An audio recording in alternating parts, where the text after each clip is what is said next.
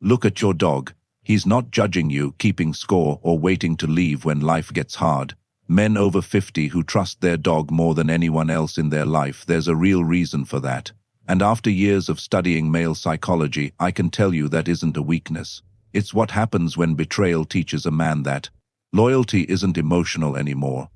It's rational, and what that does to a man is something almost nobody talks about, because this isn't really about dogs. It's about what happens when a man lives long enough to realize that almost every relationship in his life came with conditions. Be useful, be strong, be successful, be dependable, be available, be silent, be needed, but the moment he becomes inconvenient, emotional, or difficult, people start creating distance. And that's the first truth nobody warns men about. A lot of men don't stop trusting people because they're bitter. They stop trusting people because experience made optimism feel expensive. A dog changes that. Your dog doesn't care what you earned this year. He doesn't care how much status you have left. He doesn't care if the world clapped for you or forgot your name. He doesn't measure your worth by your performance. He just stays. And for a man who has spent decades being loved mostly for what he provides, that kind of presence doesn't just feel good. It feels foreign. It feels rare. It feels safe. Now here's where this gets deeper. Most men over 50 were not raised to process pain. They were raised to contain it. They were taught to work through it, swallow it, laugh it off, bury it, or turn it into discipline. So when disappointment came, divorce, betrayal, disrespect, emotional neglect, fake friendships, grown children drifting away, people only calling. When they needed something, they didn't talk about it. They adapted silently. That's why some men get quieter with age, not because they have less to say, but because life taught them that honesty is often used against them. A man can go through years of giving his loyalty to people who only valued him when he was useful. And after enough of that, his nervous system starts making decisions his mouth never announces. He stops opening up so easily. He stops expecting consistency.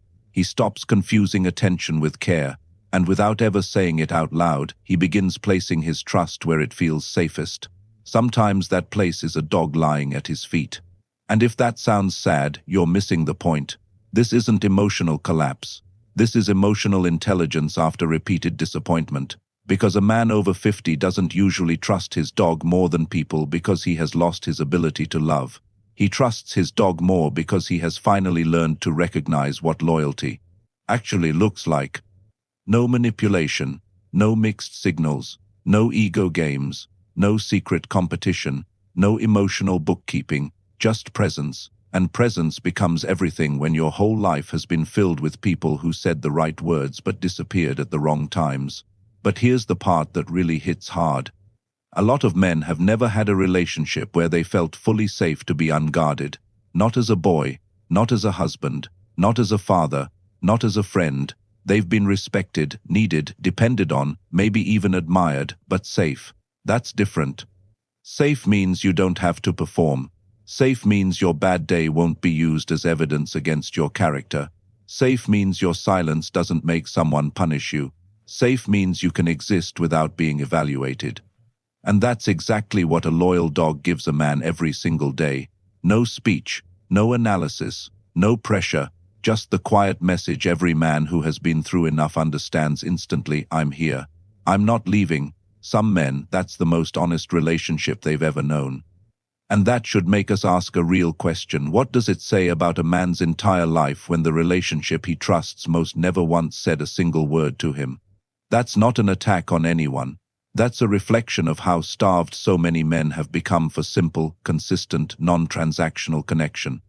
Because beneath the routine, beneath the toughness, beneath the sarcasm and emotional restraint, many men are carrying a private grief they never learned to name, not just the pain of being betrayed, but the pain of realizing how rarely they were truly seen. Their dog sees them, not their title, not their usefulness, not their mistakes them.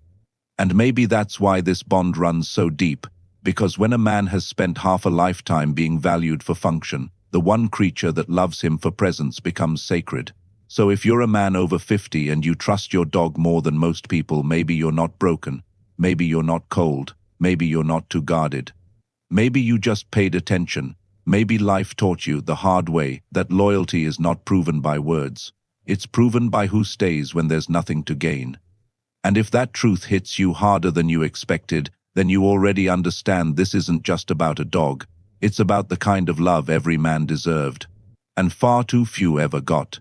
If that's you, drop a word in the comments. You don't have to explain anything. Just let someone know you were here.